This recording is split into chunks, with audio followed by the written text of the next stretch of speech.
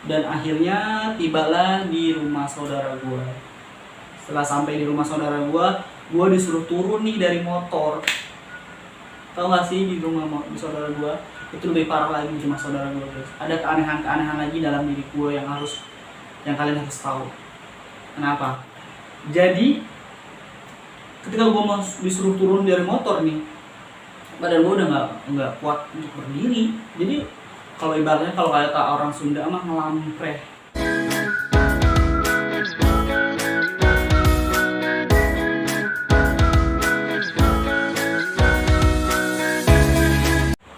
Halo guys, assalamualaikum warahmatullahi wabarakatuh. Balik lagi di channel YouTube gue. Di video kali ini gue tidak akan mukbang ataupun tidak mereview satu makanan, tetapi kali ini kita masuk di segmen curanhor, curhatan horor.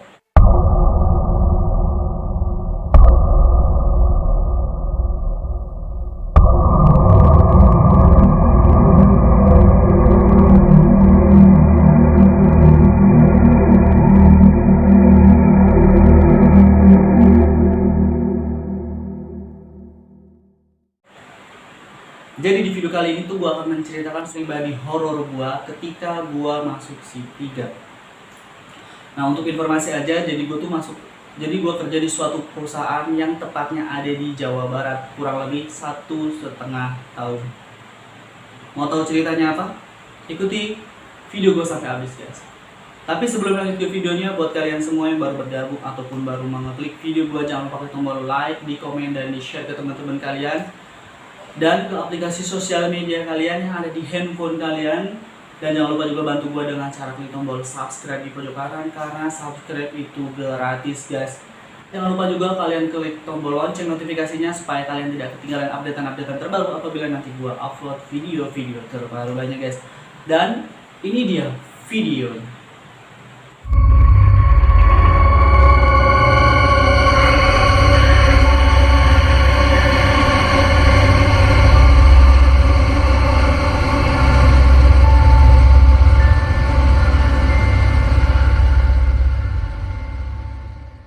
Akhirnya tibalah di rumah saudara gue. Setelah sampai di rumah saudara gue disuruh turun nih dari motor. Tahu gak sih di saudara gue itu lebih parah lagi di rumah saudara gue, guys. Ada keanehan-keanehan lagi dalam diri gue yang kalian harus tahu. Kenapa? Kan? Jadi ketika gue mau disuruh turun dari motor nih, badan gue udah nggak kuat untuk berdiri. Jadi kalau ibaratnya kalau kata orang Sunda mah ngelampreh. Ngelampreh itu ibaratnya apa ya, Indonesia itu kayak ibaratnya jemuran gitu. Ya udah lemes aja gitu, lemes. Dan di situ gue dibopong oleh saudara gue, ditidurin di kasur. Setelah ditidurin di kasur, gue udah nggak mikirin nih di sekeliling gue banyak orang atau enggak. Gue nggak ngeliat di sekeliling gue banyak orang gitu, ya. Dan di situ gue dipijit-pijit, gue diomongin, lu kenapa bisa kayak gini? Nggak tahu, gue juga nggak tahu, orang tiba-tiba badan gue langsung kayak gitu, ya kan? Dan akhirnya badan gue panas banget nih, panas. Akhirnya kayaknya ada yang aneh nih di tubuh anak ini, kata saudara gue. Dan akhirnya dia panggil lah orang bisa ataupun orang pinter lah sebutannya, ya kan, panggil lah. Saudara gue cari orang pintar, dan akhirnya orang pintar itu datang ke rumah saudara gue,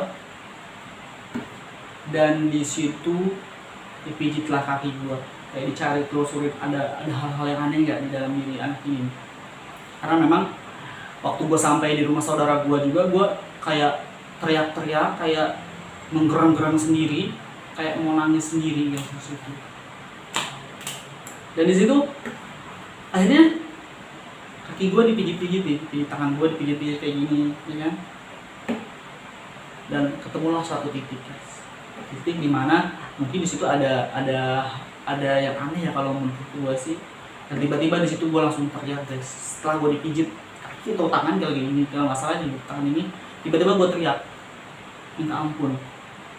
Gue teriak-teriak, akhirnya ditanyalah sama si orang itu, kamu siapa? Dan gue nggak ngejawab nih.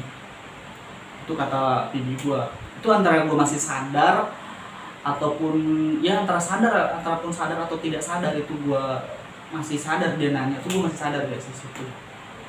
Dan disitu pijit lagi, dia nanya lagi, lu siapa, ngomong katanya, lu mau apa, ngomong. Ya gue nggak tahu mau gue mau apa ya kan. Di situ gue langsung kayak dipijit lagi, dan tiba-tiba dia si orang minta itu bilang, wah ini bocah kemasukan nih, ada satu sosok di dalam dirinya. Dipijit lagi, ketemulah satu titik lagi guys. Ketemu satu titik, di mana titik itu gue teriak-teriak guys, dan itu gue teriak-teriak, gue ketawa-ketawa guys di situ. Dan akhirnya gue keluar satu sosok guys, itu adalah sosok kuntilanak di dalam diri gue guys. Sontak aja dong ya kan, udah ada dua nih, satu kuntilanak, yang satu genderuwo. Aduh mampus, di badan gue banyak banget nih ya kan. Dan akhirnya sorenya setelah gue udah enakan, badan gue udah enakan, gue disuruh makan oleh saudara gue. Akhirnya gue makan lah, karena perut gue udah keroncongan dari pagi gue makan lah. Tiba-tiba makanan yang dalam perut gue tuh langsung keluar semua guys, gue muntahin. Setelah gue muntahin, akhirnya gue keluarin semua, dan akhirnya badan gue langsung enakan guys. Dan disitu gue nggak boleh pulang nih oleh saudara gue, dan alhasil gue nginep tempat saudara gue 3-4 hari gue nginep di tempat saudara gue guys. Dan akhirnya gue nginep tempat saudara gue, dan badan gue udah fit, terus gue berangkat kerja dari rumah saudara gue. 2 hari kemudian, karena baju gue udah nggak ada, maksudnya udah habis, udah nggak ada lagi persiapan baju lagi. Akhirnya gue minta tolong ke saudara gue untuk mengambilkan baju gue di kosan gue guys. Jadi saudara gue ambillah baju ke kosan gue guys. Sampailah saudara gue di kosan gue. Dan tau gak sih, ada keanehan lagi di dalam kosan gue guys. Ketika cekrek saudara gue masuk ke kosan gue, si saudara gue yang kecil ini, karena dia berdua sama saudara yang kecil itu kan, tiba-tiba adiknya yang kecil itu melihat ada satu sosok guys. Mukanya hancur kan, lidahnya keluar, posisinya itu buruk banget guys. Sontak dong si saudara gue yang paling kecil langsung ketakutan nih. Akhirnya nggak lama dari situ, akhirnya ya udahlah ambil baju karena si saudara gue yang paling kecil nggak mau masuk ke dalam gue. Dan akhirnya ambillah baju buru-buru, dan akhirnya langsung pulang. Sampai di rumah saudara gue, dia ceritain lah semua cerita itu guys. Dari situ akhirnya gue nggak berani pulang. 4 hari kemudian, dan akhirnya gue masuk shift 2 itu gue masuk kerja pukul 4 dan pulangnya sekitar jam 1 malam. Sekitar jam 8 itu waktunya istirahat, dan akhirnya gue istirahat. Setelah beberapa menit kemudian, akhirnya gue ketemulah sama teman gue. Di situ gue ngobrol-ngobrol guys, gue ngobrol sama teman gue. Di situ ngobrol, dan teman gue bilang kayak gini, lu sama siapa? Lu bawa siapa katanya? Wah lu ngadi-ngadi, gue gak sama siapa-siapa, gue sendiri kayak gini, lu bilang gue sama siapa-siapa. Iya lu berdua ya katanya, lu gendong sesuatu ya? Gendong apaan kata gue sendirian kayak begini, lu bilang berdua, gendong apaan kata gue gitu kan. Iya itu di pundak lu katanya ada sesuatu, ada yang digendong nih lu. Dan memang bener sih, di situ badan gue udah kayak capek, badan gue ada yang aneh, terus punggung gue kayak berat banget. Di situ gue ngobrol, dan di situ posisi gue langsung kayak merinding, badan gue langsung merinding ya. Dan dia bilang, dalam pundak gue itu ada kuntilanak. Waduh, di situ gue langsung ketakutan banget, karena gue tuh orangnya penakut guys. Jadi ketika temen gue bilang kayak gitu, lu jangan ngomong kayak gitulah, kata gue ngeri nih anjir, kata gue gitu kan. Ya ngobrol, dan akhirnya gue masuk kerja guys. Ya kan, setelah gue masuk kerja lagi, dan singkat ceritanya itu, jadi ke-5 harinya ya udahlah, gue karena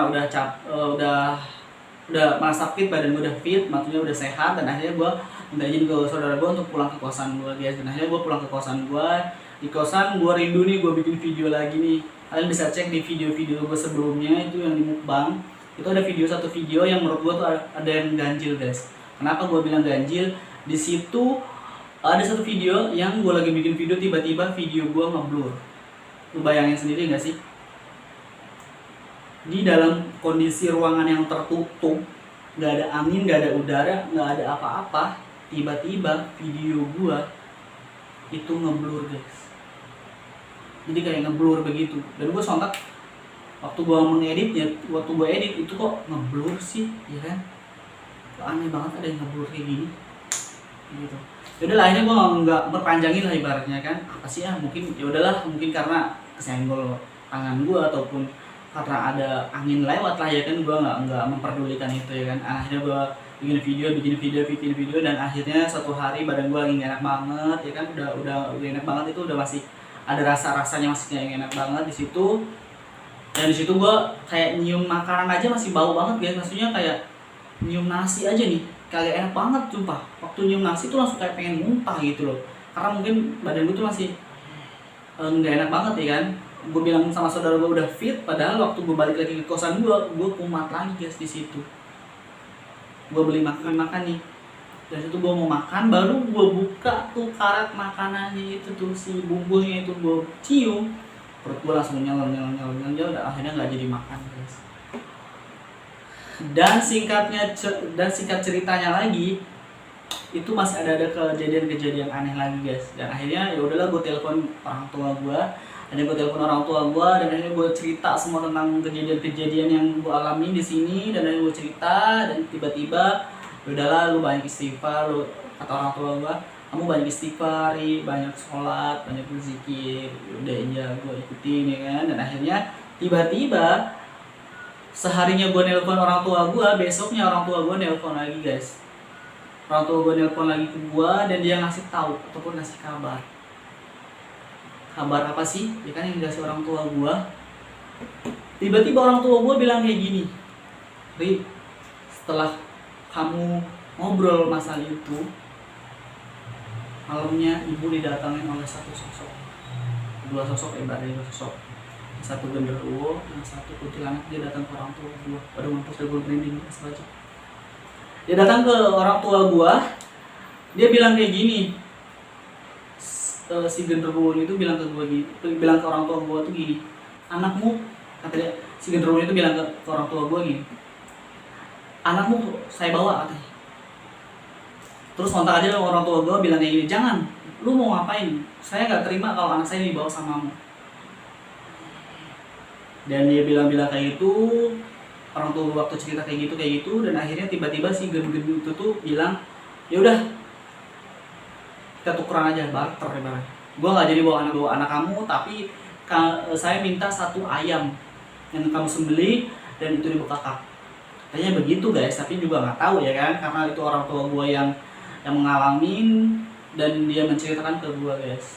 Setelah itu tibanya yang satu lagi nih, setelah si gen-gen ini udah selesai nih ya kan, yang satu lagi nih, si kun-kun ini ngomong lagi nih, masukin lagi orang tua gue, dan ngomong lagi nih kalau dia minta disempurnakan guys. Kenapa? Karena si kun-kunnya ini katanya dulunya itu tertabrak mobil di depan tempat kerja gua. Waduh, gua langsung bingung dari situ, kan? Ya udahlah, katanya si kun-kun ini minta disempurnakan guys. Sempurnakannya dengan apa? Dia minta diajiin Yasin dan dikirimin doa-doa ataupun disempurnakan karena dia meninggal dalam keadaan tidak wajar kayak gitu. Kenapa gua mengalami kejadian mistis di sini? Karena ketika gua tidur di gudang dengan posisi yang miring itu tuh, ya kan, miring yang kayak gini tadi, gua itu tidak permisi, tidak assalamualaikum, tidak apa-apa. Akhirnya gua tidur di tempat itu, dan taunya gua tuh menidurin si genderuwo itu guys. Waduh, pantesan punggung gua ada yang ngejorokin kayak gitu. Ternyata gua tidurin dia. Ibaratnya gua kayak nggak sopan gitu loh. Ya soalnya gua merinding aja. Ya kan? Dan di situ orang tua gua cerita, dan dia bilang, untung kamu bilangnya cepat, kalau enggak ya Allahu alam lah, nggak tahu. Dan akhirnya si orang tua gua nyembelih ayam, dan akhirnya disuguhin lah ke situ. Itu gimana sih gua nggak tahu ya, Allahu alam. Akhirnya gue disuruh sholat, gue suruh baca yasin, dan akhirnya gue baca yasin, dan akhirnya gue sempurnakan lagi dan al-fatihah untuk mbaknya, semoga diterima di sisi Allah Subhanahu Wa Taala, dan diampuni dosa-dosanya, dan semoga dilapangkan kuburannya. Dan di situ ya udah, di situ gue baca yasin, gue sempurnain, gue kirimin untuk dia, dan alhamdulillahnya di situ beberapa hari kemudian badan gue fit, segar lagi guys.